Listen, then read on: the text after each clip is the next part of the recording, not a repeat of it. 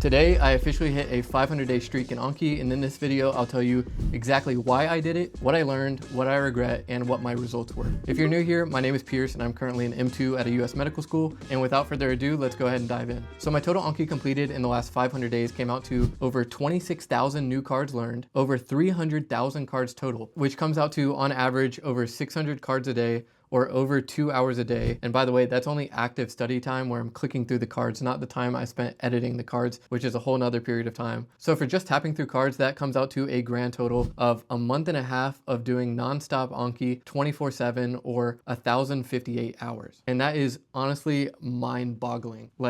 Yeah, anyway, that kind of felt like a Spotify Wrapped or something when I was reading over those data points. But anyway, so after those stats, hopefully you feel like what I have to say here about Anki is at least worth listening to. So to give some context, this streak began about a week after I started med school in summer of 2024.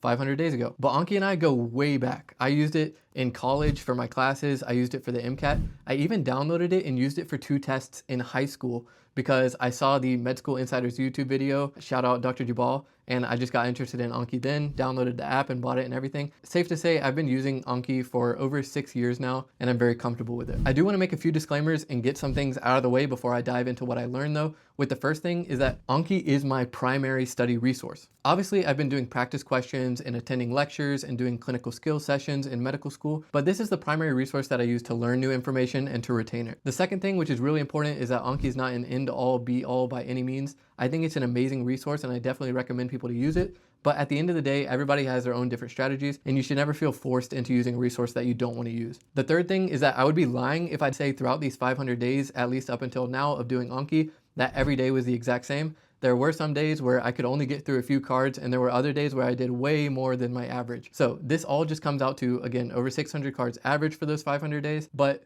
there was some variability involved. And the last thing, which may actually surprise you here, is that I don't think Anki streaks are actually important.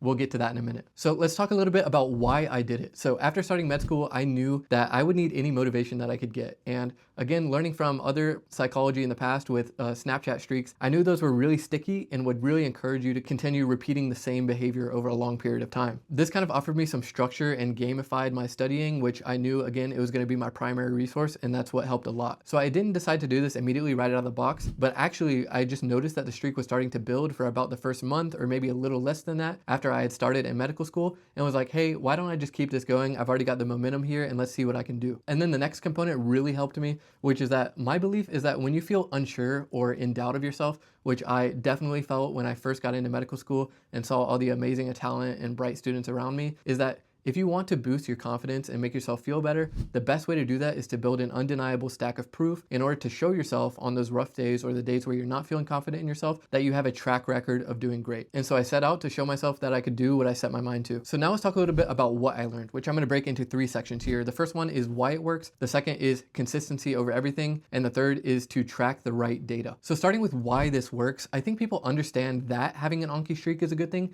but I don't think they understand why it might be a good thing. So given that you're a student and you want to perform at the highest level that you can, which there's a good chance if you're watching this video, everyone has the same amount of time to study in medical school at least, or whatever school you're in, you're gonna only have a limited amount of time. Therefore, it makes sense that you would pick the study strategy that's going to yield you the most efficiency. Efficiency is getting the most output for the input that you put in. So if you put in a little bit of time or a little bit of studying, you want to get the most leverage on the output that you get, aka the knowledge that you learn and retain. So with those 2 components, learning and retaining, learning is going to vary from person to person. Everybody learns differently. For me, it's through videos and reading, but for you, it might be through something completely different, like through lectures or something like that. What I will say is that retaining information, inarguably, scientifically, objectively, is best through 2 things, active recall and spaced repetition, and this has been proven over and over again. If you don't know Anki, or if you've been using Anki a long time, that is essentially what it is. It is active recall and spaced repetition put together to help you retain the information that you learned in the past as long as possible, most efficiently as possible. So then the solution to our problem here becomes the answer to the question, how can we use Anki, aka retain information, the best we can, the most efficiently we can? And the answer, in my opinion, comes down to 2 different things. Number 1, it's to do it as long as you can, and number 2 is to do it as consistently as you can. So for the first component, again, it's doing it as long as you can. For me, what that meant is starting as early as I could in medical school, which in this case turned out to be 1 week after medical school, and then continuing indefinitely. Now, indefinitely sounds like a very dark word or very scary to think about from the beginning, but really all it means is that you're just going to keep doing it until you have a reason to not do it, which for me has not presented itself yet. That's how the resource works. And the second is to do it as consistently as you can, of course, which we'll talk about in just a second. And so what I think all of this actually boils down to, which is going to apply to a lot of people watching this, is that people are unsure which strategy they should actually use. And the irony is that you will not know which strategy is the best to use until you fully commit to one.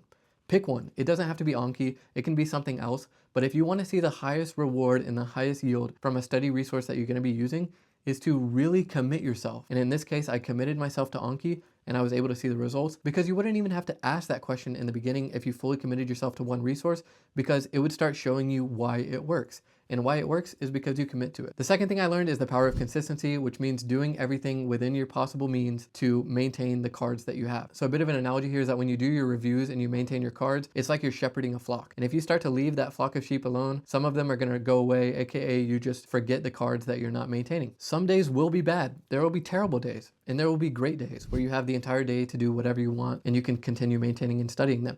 However, for some people, they think the skill that they need to refine right now is the exact thing that they're working on, trying to learn for the week or the new piece of content or information. But I can tell you that the skill that's going to cover all of those other skills is consistency itself. Because when you wake up in the morning on the days when you really don't want to, and you just keep doing that indefinitely, if you master that one skill, all of the other skills will fall in underneath it. And so I think people view consistency as this abstract idea, but really try to make it less abstract. Just focus on consistency, write it down, keep it in front of you, always on the top of your mind, remind yourself, and you will get better at it, I promise. And then the last component of consistency, and I think this is the number one problem that I see people run into with Anki, is that as soon as a new piece of content or a new week of information rolls around, they are quick to drop the maintenance on the cards that they've already built up. So think about it. If you have 52 weeks of information in a year and you get to week 40 and you have 39 weeks worth of cards in Anki built up and maintaining them, the logic would follow that you would spend the vast majority of your time, 80%, 90% of your day maintaining those cards.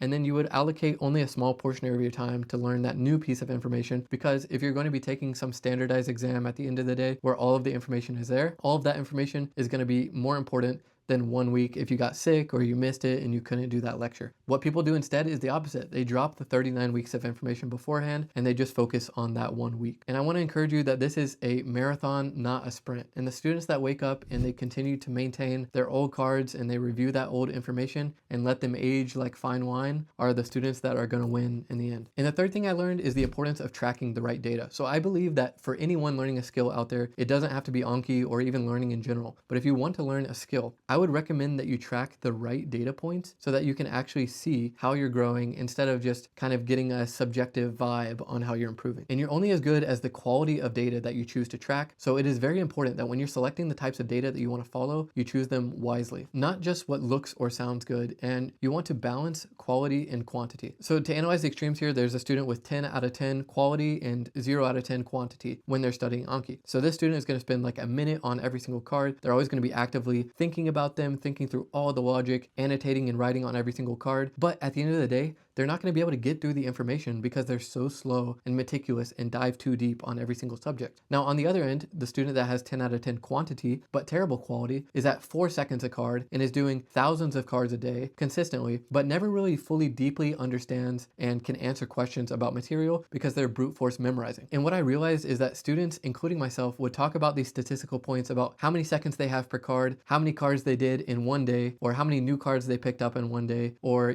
how deep they were able to dive. But really what's ultimately important is that you choose a strategy that's actually maintainable, that you can repeat the averages on for the days that you even feel really bad and have terrible consistency, where you still have time to learn. But for this Anki portion, this retaining portion, you are able to consistently and reliably do that. Even on days when you're on vacation, even on days where it's a weekend, even on days when you just woke up and took an 8-hour practice test. Like, that is the level of consistency that you need to be able to have with this study schedule, and that's what's more important. So let's talk about what I regret from this, and there are several things. The first one is that for the first several months of doing this Anki streak, I actually started to take pride in it. I felt like because I had this streak going and it was slowly becoming longer than my classmates, that I knew more than them or that I was a better student than them, which is just not true. I really think I could have improved myself and pushed myself much further if I had just let this go in the first year and really humbled myself to realize that just because I have a streak or a certain amount of cards that I'm able to do do doesn't actually mean that I deeply understand the material or can even do better on quizzes and exams than other students. This really just prolonged my growth and took the amount of time that I was able to be objective with how I studied and shrunk it. I remember sitting at a coffee shop when I finally learned this lesson over winter break last year around this time, and I just had to slowly go through every single card and start asking myself, do I actually know this or did I memorize it? And that was a brutal lesson, but it taught me a lot. And so yes, I still have the streak, but it doesn't necessarily mean anything about what I actually know now. In fact, a couple weeks ago, I actually was on vacation and thought I lost the streak and had completely accepted it the next morning when I woke up and didn't realize that I had done a couple cards in the morning out of habit when I woke up the day before. With that said though, I still have the streak and I'm going to try to keep it going. But let's move on to the second point, which is that early on I was very inflexible with the amount of cards that I was doing per day, conflating consistency with perfection. So for many months, basically like the first half of the year, I had terrible sleep consistency because I would actually let my sleep time be determined by when I finished my Anki card count for the day. Right now, that makes me just like want to slap myself in the face because it makes no sense whatsoever. But that's really what I was doing. I was letting Anki determine my life and have control over me instead of me controlling Anki to, whatever degree I wanted it to. And honestly, it would kind of interfere with my social life because I would be trying to do Anki when I was hanging out with friends or family, and we would have running jokes about which friend in our friend group would be most likely to pull out their Anki at a party to continue doing the cards. Trust me, you don't want to be that person. You want to have balance. So yeah, like I said, essentially instead of me using Anki was kind of using me, and I would encourage you, if you want to have that balance, calling it for the night and starting fresh the next day will almost always beat the erratic sleep and energy that you're going to have and the fluctuations if you just let your days and your sleep cycle be determined by something like Anki or studying that you have to get done. And the third thing I regret is that sometimes I feel guilty about having this streak or about posting a video like this because I know for sure invariably there will be somebody out there on the internet that feels like I'm trying to one-up them or show them that I'm better than them or signal something by showing this video. And I could easily keep this video as notes for myself, but after I thought about it, I realized that even if it only helps a few people out there that have been struggling with learning or flashcards or even just starts a conversation about some better ways to improve studying, then it was worth it to make the video. And lastly, let's talk about my results.